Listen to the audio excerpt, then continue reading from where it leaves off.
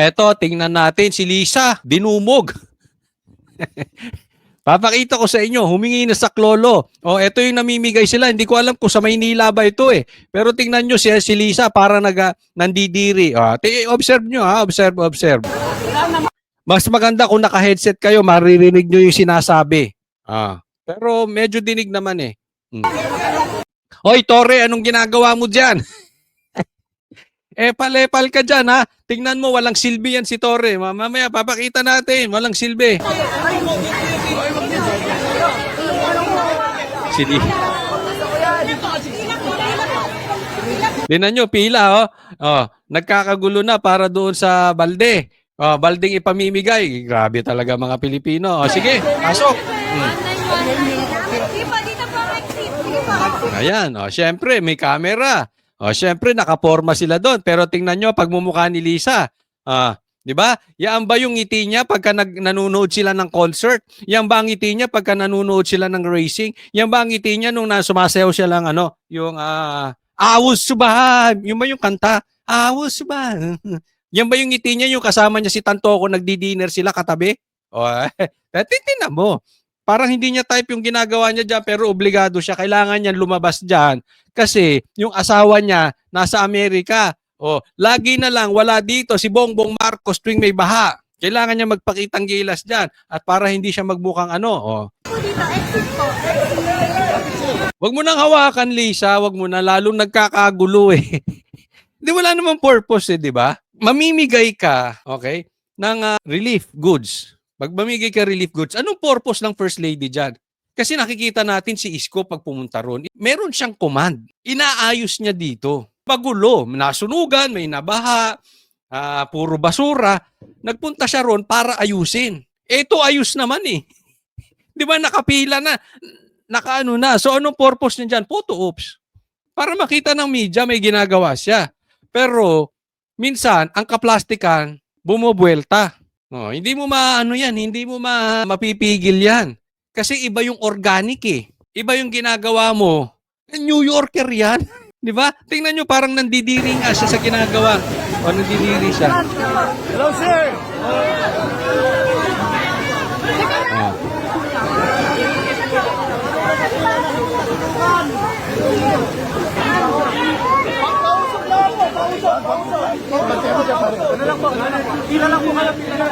Pila lang kayo, pila yan, sinisigaw. Umaabot-abot pa, Nasunugan kami! Inaabutan pa siya, 'di ba? Kumahawak pa. Hindi, wala kang purpose ng wala kang purpose ng paghawak diyan, pabigat ka lang. Dapat pagtutulong ang politiko, yung talagang nakakagaan. May purpose. Ito, naghahawak ka pa diyan, walang purpose, lalo ka lang inaalalayan eh. Binibigyan. Kung na meron na kami na Isko. Sakit nun. Wag na yan. Nandidinig nyo sa headset, pakidinig nyo. Wag na yan. Meron na kami niyan kay Isko. Too late, the hero ka naman. Sa Maynila ba ito? Kasi si Isko binabanggit eh. Baka naman kasi huli kayo. Sa bagay, inaayos pa. Kailangan pag dumating doon. Yun yung sinasabi ko eh. Pag dumating doon, kailangan inaayos muna. Para pag dumating doon, ayos na. Hindi. Si Isko pag dumating, magulo pa. Aayusin niya, may purpose. Di ba? Iba to. Kaampi mo kami, mama. Tignan mo yung ngiti niya, parang mga visit kayo, nakakadiri kayo. Ang babaho niyo. Ganun, parang ganyan eh, sinasabi. Tapos ito si Tore, tingnan nyo, si Tore, panay pa ang anak-ngat ng kilikili. Naku, nasampulan na namin yan eh. Isos, tanong nyo sa Banateros. Nasampulan na namin ng keli-keli niyan. Medyo delikado yan. Power. Power yan, power. Sige, tuloy. Tignan mo pati si Lisa eh. Napapatakip ng ilong. Kahit sa kakampi namin. Humihingi na. Tingnan nyo yung mata ni Lisa ha. Humihingi na ng saklolo. Namin. Naghahanap na siya ng saklolo. May kinakausap siya. Hinaps. Hawak kamay, di kita iiwan sa paglakbay. Yun na ako. Sino hinawakan niya? Ulitin natin. Before that, senyas na siya ng senyas. halika na dito, nandidiri na ako. Ang baho-baho ni Tory, ang baho-baho ng mga ano dito, nasalanta. Parang ganun, wala naman sinabi pero ganun. Parang, hindi, pansinin nyo, parang siya nandidiri o sa messengers na. Akala ko ma'am nasa US kayo. Ayun! Akala ko ma'am, nasa US kayo, hinila na. Oo, humingi na ng saklolo. 'Di ba? Oh, may nagbibigay ng relief, nasa harap siya, tapos merong nagkakamera, hinila. Oh, sino yan? Nako, sino to? Sino to? Si Mel, ako tatanong lang, si Mel Robles ba yan? Nako, pambira. Nagkaloko-loko na, nagkaloko-loko na this. Pero hindi naman kasalanan ni Mel Robles. Siyempre, being a gentleman, kahit ako hilahin eh. Ano lang, ba? Tutulong lang din ako, tapos sabihin ko, ma'am, pwede umalis na kayo dito? Kasi hindi naman kayo nakakatulong, pabigat lang kayo. Hindi, di ba? Hindi natin nakita talaga kung anong silbi niya dyan. Ay nila. Akala ko nasa US kayo. Ako, asartalo pa. Masakit yun. Akala ko nasa US kayo. Di ba? Yan yung sinasabi natin kanina na yung biggest trip ni Marcos, the most important trip of Marcos, hindi siya nakasama. Bakit? Nung huli silang pumunta ng Amerika, may patay. Cocaine.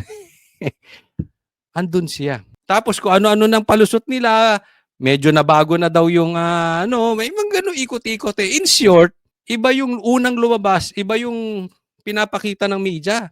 May discrepancies na. Anyway, pero tapos sinasabi nila hindi naman daw part ng entourage. Isipin mo, hindi part ng entourage. Pero hindi nyo pa tinatanggal yung asawa na yung buhay na asawa na part ng entourage nyo. Inaming nag-cocaine. Namatay nga yung asawa, nag-cocaine eh. Di ba? Medyo hindi kumukonek. Alam mo, pag ang mga sitwasyon ay hindi nagko-connect, questionable yan. Etong mama ni nagtatanong, idinidiin pa, masakit na yun. Di ba? Ilan sa inyo iniwan ng jowa? Tanong ko lang. Masakit, di ba? Tapos makikita mo yung jowa mo asensado. Yung nakikita mo yung jowa mo, lalong gumagwapo, lalong gumaganda, tapos tatanungin ka pa ng tropa mo, ba't kayo naghiwalay? Asensado na. Ba't kayo naghiwalay? Ay, mas lalong gumanda. Mas lalong pumogi. Ang sexy-sexy ngayon. Di ba? Ang sakit. Madam, ba't di ka kasama sa America? Outs. Yan, umarang nga itong mama na ito. Kore, ano kasing ginagawa mo diyan? Bakit kailangan pang humingi ng tulong sa iba, taga PCSO? Hindi sa'yo, Tory, humingi. Tory, isa ka pang walang silbi eh.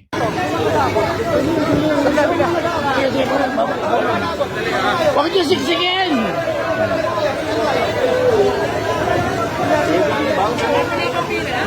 PCS, siyempre maraming panalo. Bye-bye! Okay na. Tuloy niyo na lang. Sabi niya, sige, alis na ako. Maririnig nyo rito, tuloy nyo na lang. Tapos na napicturean na. See, yan yung sinasabi ko, the difference of Isko pag pumunta sa nabaha, nasunugan, naghahakot ng basura, talagang sinusolusyonan. Hindi para picturean, hindi para bidyuhan, di ba? Ito, halata mong ipokrita. Kunwari, nag-aabot saglit na saglit, babay na. Bye-bye, alis na. Ituloy nyo na lang. Sabi nung lalaki. Kung si Mel Robles man yan o kung sino mang nilalang yan. Sabi niya, tuloy nyo na lang, alis na si madam. Alis na. Pero tingnan nyo, mahinang klase si Torre, nakasunod pa. Nakasunod pa yung yung kung sino mang reporter yon na maangas din magtanong no. Sige. Di ka man. Nasundan pa.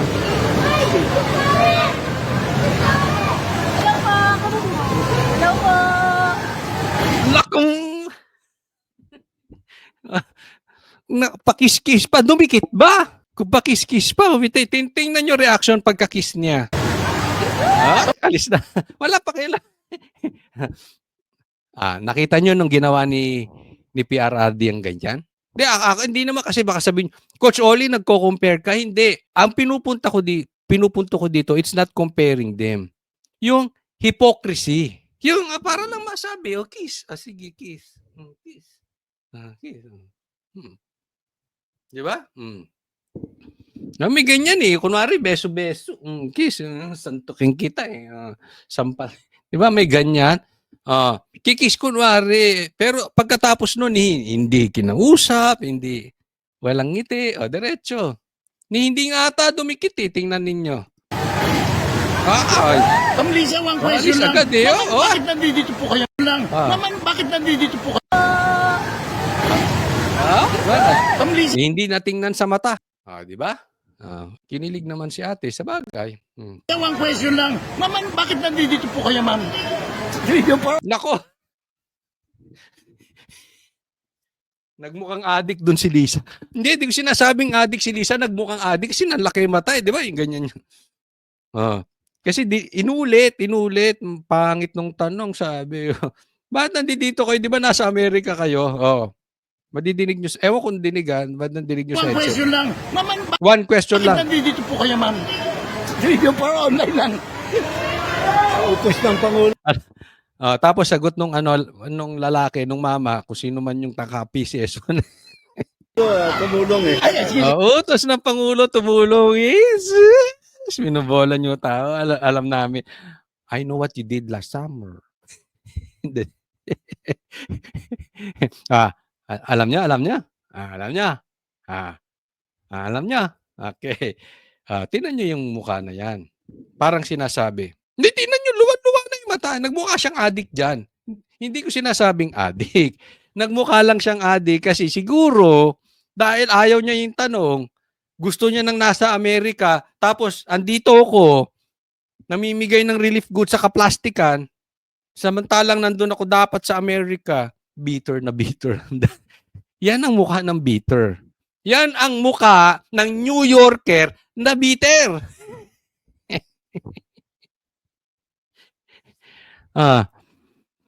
Di ba? Kulang na lang sabihin niya.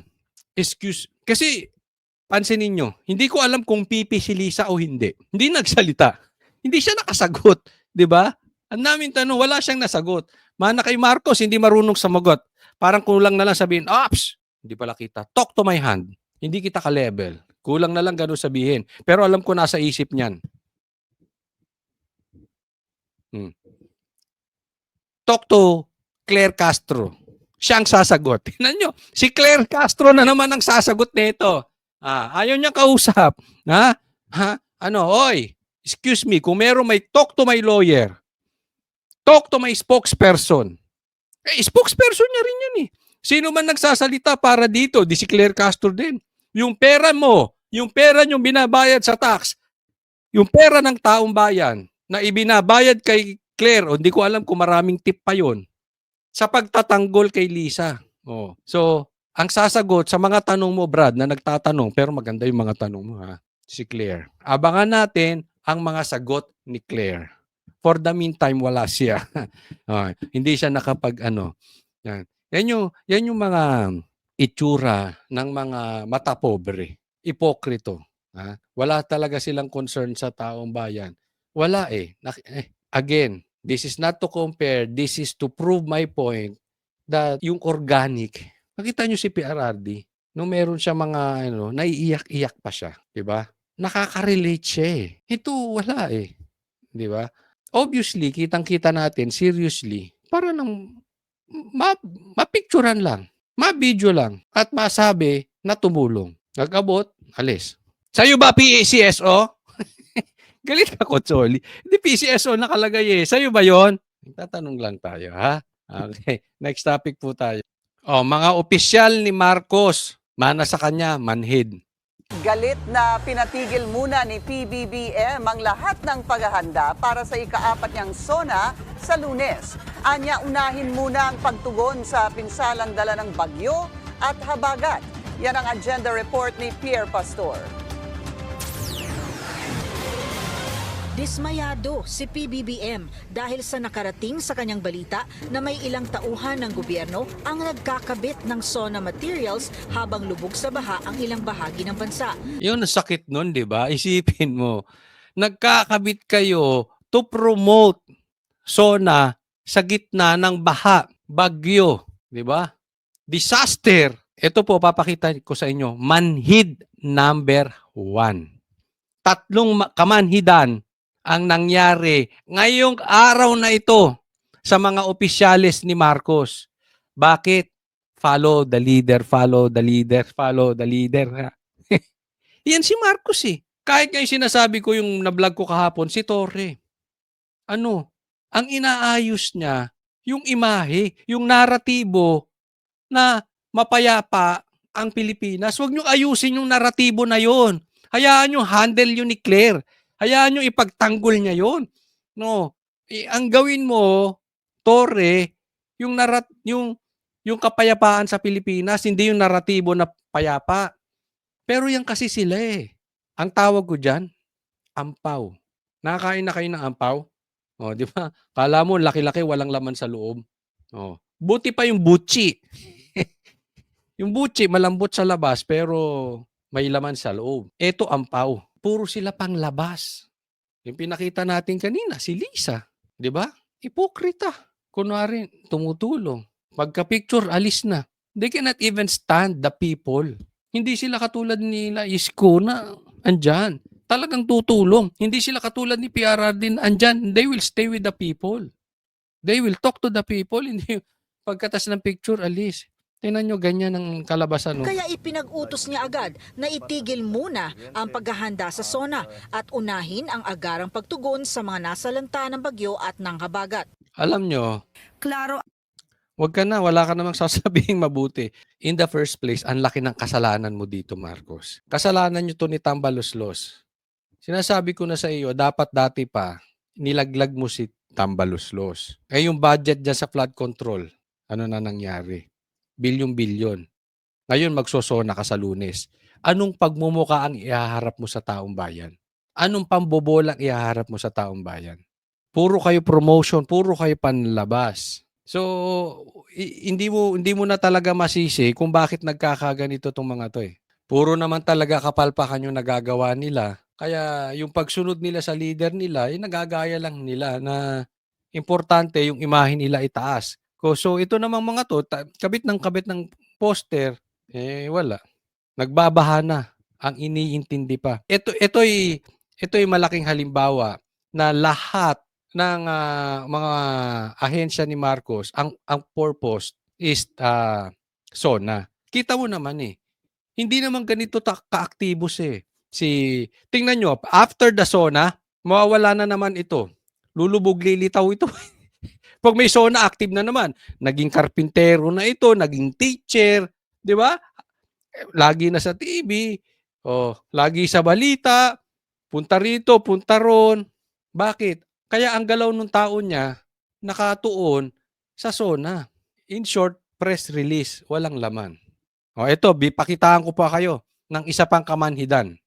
Ito post ni John Vic doon sa Department DILG. Bilang Secretary of DILG, ayan ang sinabi niya, pinost niya ron. Secretary John Vic, mga abangers, diyan. Kayo, yes, kayong nanonood dito na mga magulang na nag-aantay ng walang pasok. Ang tawag sa inyo ni John Vic, abangers. Kaway-kaway, marami tayong kilala dito. Mga estudyante, mga magulang, mga lola, lolo, nag-aabang. Yan kayo, abangers. Nag-aabang ng walang pasok.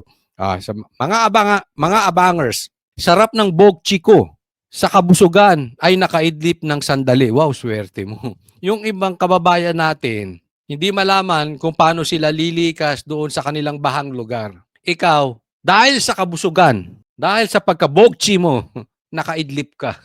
Eto na inaabangan. Kaya siya na-delay ng pag-announce sa inyong mga abangers. Hindi ako nagtawag sa inyo yan, si John Vic. Kayo mga abangers, yan ang tawag sa inyo, nakaidlip. Coach Oli, masama bang makaidlip? Coach Oli, masama bang mabusog? Hindi naman.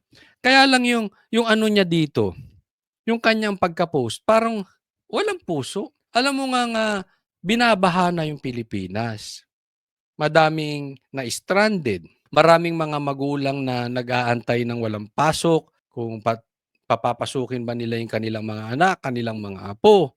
Tapos ganito yung ano mo, parang apaka-insensitive. Parang parang ano ba nangyayari dito sa mga opisyalis ni Bangag? Napakamanhid nyo na. Yung isa, habang baha, nagtatayo ng poster para sa SONA. Ito namang isang sekretary niya, pinangalandakan pa dahil busog ako. Kaya nakaidlip ako. O, ito na, inaantay nyo mga bangers. Di ba? Yan nasabi. Ano sabi? Sarap ng Bog Chico. Sa kabusugan ay nakaidlip ng sadalio. Ito na inaabangan nyo. Walang pasok sa lahat ng baitang kasama kolehiyo at seminarista at mga tanggapan ng gobyerno para sa July 23, 2025. Di ba? Ganyan po ang puso ng Secretary John Vic Remulla. Kasi makikita nyo naman Makikita nyo naman. Meron naman kasing biro na naaayon. Pero hindi ata ito panahon para ipangalandakan mo na sa gitna ng dinadanas ng mga kababayan natin sa hagupit ng bagyo, ikaw ay natulugan mo sila dahil sa kabusugan mo. Diba? Ito, isa pa. Pakita ko rin sa inyo. Hulaan ninyo. Ano kaya ang kinain ni John Vic? Ito, nakuha ko to sa post ni Mark Anthony Lopez. Sabi niya, meron pala talagang ma-orderan ng Alaska King Crab dito sa Maynila. Mukhang nga. Ako hindi kasi ako mahilig sa mga crabs . Talangka lang yung sa akin. Yung, ano matawag doon? Alimasag ba? Basta yung maliit lang. Ginaganon lang. Anyway, ito kaya yung kinain, kaya nabusog si John Vic. Alaskan King Crab Manila, nagpa-deliver, Office of the President. No? Coach Oli, masama ba magpa-deliver ng King Crab? Hindi naman. Kaya lang, parang napaka-ano na naman nito, napaka-insensitive, napaka-manhid. Again, sa gitna ng unos, baha sa Pilipinas, naka-Alaskan King Crab pa kayo. Sabi dito, delivered at Malacanang Palace. Hindi naman siguro PSG kumain na ito. Baka si Lisa. Baka allergic kasi ganun ang mata ni Lisa kanina . Baka allergic. Presidential level seafood experience. Presidential level. Ano meron dyan, Coke? Anong pinagkaiba niyan? Presidential level. Meron ba yung hindi presidential level na king crab? Etong king crab na ito, pang presidente. Fresh, premium, Alaskan king crab with complete platter. Truly fit the royalty. Pang royalty. Pang royal blood. Pang dugong bughaw. Pang New Yorker. Dapat may matching Coke. Ay, bibili pala ako doon sa mga, baka matulungan ninyo ako. Kasi pinagtanong ko na po ito . Na, di ba alam niyo yung Coke, may nakalagay na pangalan doon? Pagka meron kayong Coke at may nakalagay na Lisa, bibilin ko. Actually, naghahanap na ako ngayon . Baka naman may kakilala kayo sa Coca-Cola, gusto ko magpalagay ng pangalan Lisa. I-display ko lang dito, Coke, yung Coke in can, tapos Lisa ang pangalan. Di ba? Ayan, truly fit for royalty. Delivered with pride to the office of the president. Wala yung presidente, pero may nagpapadeliver sa office of the president. At ang kinakain sa office of the president, king crab sosyal. Sa staff kaya ito? Sino kayang tumira nito? Si John Vic? Si Boying? Si Torre? Office of the president? Hindi ko alam. Malay ko ba kung sino-sino nando doon? Wala akong pake. Pero office of the president, wala naman yung presidente. Isipin mo, wala pa yung presidente. Pero nagpa-deliver sila king crab. Paano kaya kung andito si presidente? Baka tigi-tigi isang lechon sila. Coach Oli, masama ba kumain ng lechon? Hindi. Pero parang napaka-insensitive, no? Parang napakamanhin. Masama ba kumain ng... Parang napakamanhin. Naaalala nyo ang kwento doon kay PRRD? Pagka si PRRD ay may event, ang pinapakain sa tao, ordinary. Bakit? Walang budget .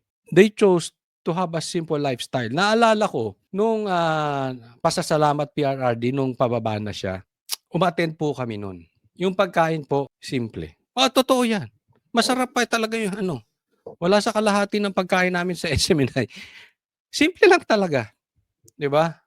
Oo. Pero ito ibang klase. Kahit wala ang presidente, ganyan ang kinakain nila. Thank you for trusting Alaskan King Crab Manila. O gusto niyo umorder. Now, accepting orders for VIP. Eh, kung hindi ako VIP, hindi ako pwedeng umorder? Reseller and seafood lovers. Pwede kung seafood lovers. O yun, nationwide, call or text. O ayan, i-text nyo. Diba? Pero ako hindi ako mahilig. At saka kung mahilig man ako, next time na lang. Marami tayong kababayan nga nagugutom. But seriously, hindi kaya talaga may wala na lang puso ang itong mga nasa gobyerno natin. Na sila yung dapat nagsasakripisyo. Dapat kung maaari nga ay they are so busy. Pinupuntahan nila, inaasikaso nila yung mga pangangailangan ng mga nadisgrasya nating mga kababayan na nababaha. Whatever. Hindi naman sana mga ganitong pagkamanhid nila. At sa akin lang naman, ngayon, kung sa tingin nyo wala namang masama, pwede sige, araw-arawin nyo, umorder kayo ng ma-allergic sana kayo, ma-high blood kayo. Diba? Anyway, nasa sa inyo naman yan. Hindi ko naman sinasabing bawal. Baka sasabihin, may mamumuloso na po na naman sa akin eh. Kaya nga tanong ko sa inyo. Hindi to bawal, hindi po ito illegal. Okay? Hindi ko sinasabing unconstitutional to.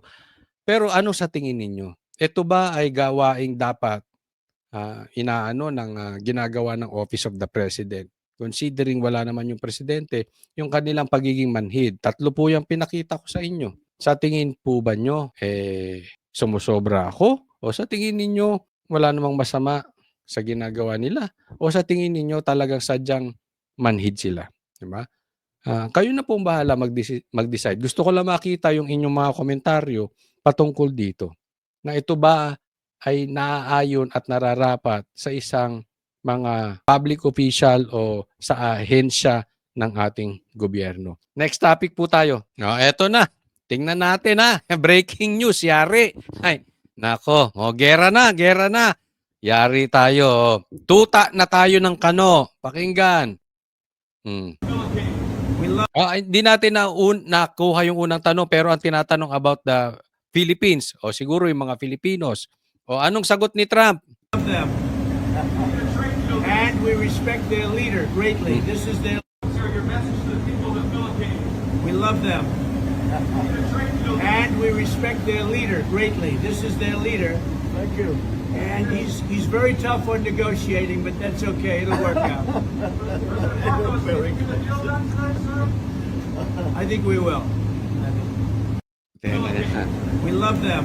Parang alam nyo, parang nagiinuman lang sa kanto, delikado po yan. Eto, masama ang pakiramdam ko rito. Pustahan tayo, baka sabihin nyo, nakachamba na naman si Coach Oli dahil marami tayong pinipredict dito nangyayari. Sasabihin nyo, chamba na naman, di ba? Ano yung sinabi natin dati? Yung nawawalang sabungero, ibibintang kay PRRD. Totoo, ang inaantay ko na lang, doon sa mga prediction ko, na yung pumatay kay Magellan, ibintang kay PRRD, at yung pumatay kay Lapu-Lapu, si BP Sara. Antayin nyo yan. Yan lang. Hindi pa nangyayari. Marami nang nangyari sa sinabi ko. Pero ito, delikado to. Masamang pangitain to.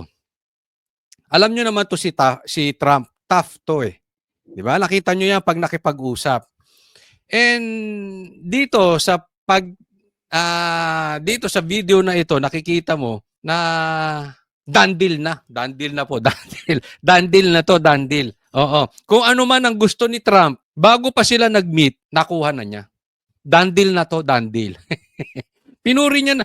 Tingnan nyo, yan ba, kung sakali ang kaharap niya ay head of the state of Japan, yung mga ganun ba? Head of the state ng Malaysia, head of the state ng UAE, halimbawa. Kung ano man, ganyan kaya ang gagawing asal ni Trump.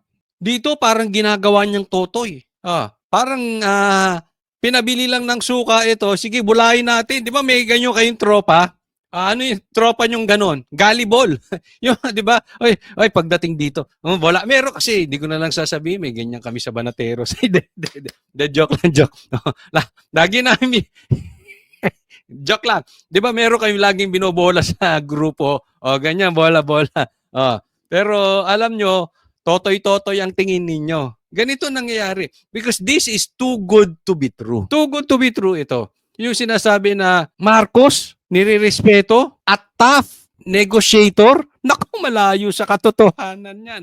Si Marcos tough, weak yan eh. Hindi makita naman natin. Doon sa mga nakapanood, nag-uutal-utal ito si Marcos.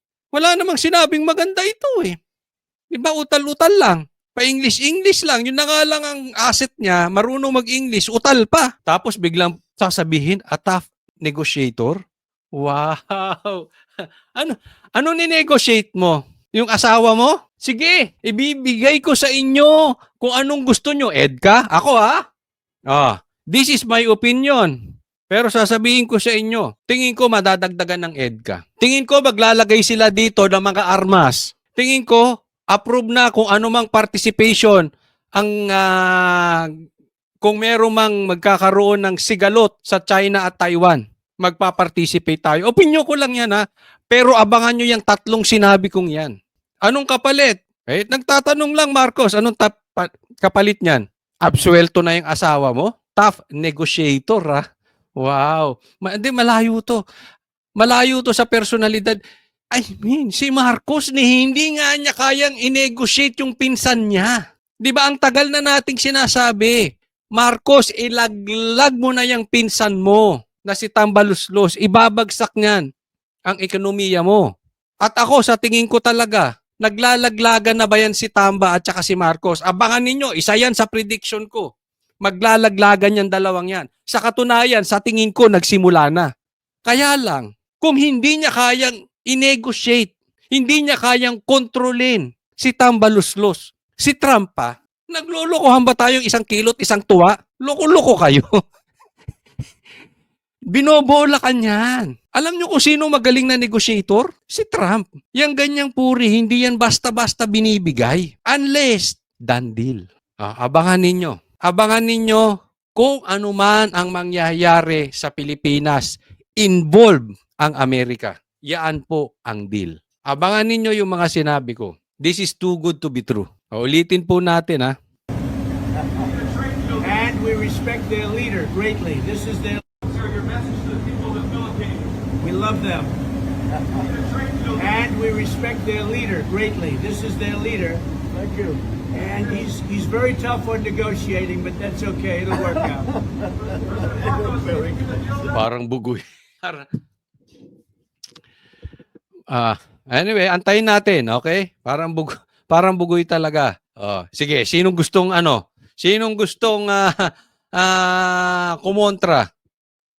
Nasa tingin ninyo, yung sinasabing tough negotiator, we are on the winning end. Nakuha natin yung gusto natin sa kanila.